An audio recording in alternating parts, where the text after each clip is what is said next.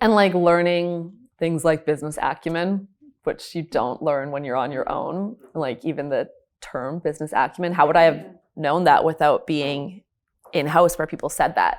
Where it was like how they measured whether you were like good at your job. Like, do you have good business acumen? And I was like, what the hell is that? And how do I get some of that? I think a valuable thing about working in-house first is that you see, one, people don't value copywriting like they ought to, and that it's going to be a struggle to get them to get it because there's all these other, so you can see the other people competing for what like your future clients' attention will also be like, why do they care more about what the designer says? Like, not that the designer doesn't matter, but why do they care so much about like seeing that? And then you realize, oh, it's because the designer made it really easy for them to like not think, because they could just see what the designer did and they get it. But they see a Google Doc or a Word doc filled with copy that sells, but they don't get it. So they're giving you iterations and then also seeing like, why don't they give the designer the level of feedback they give me?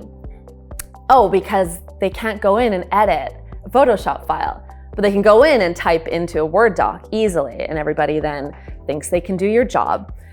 So you see that, I feel like seeing, I don't think it's a lack of respect, that's like pretty harsh, but seeing that people don't get it, then you go like, okay, well, that's what I'm gonna be up against. The whole world isn't gonna get it now. It's not just gonna be my little room of marketers, but like no one's gonna get it. So my job has to be helping them get it, setting myself fully apart from like wordsmiths. So any of those terms you hear in-house, like one particularly terrible marketer would say, oh, here, Joe, just fluff it up.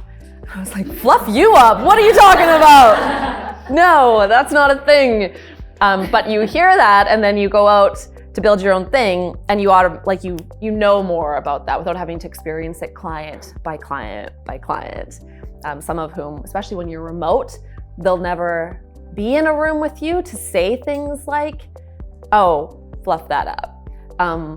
So their conversation with you is already filtered versus in-house where it's not filtered. You hear all of it and you know what you're up against. So I think that's particularly valuable.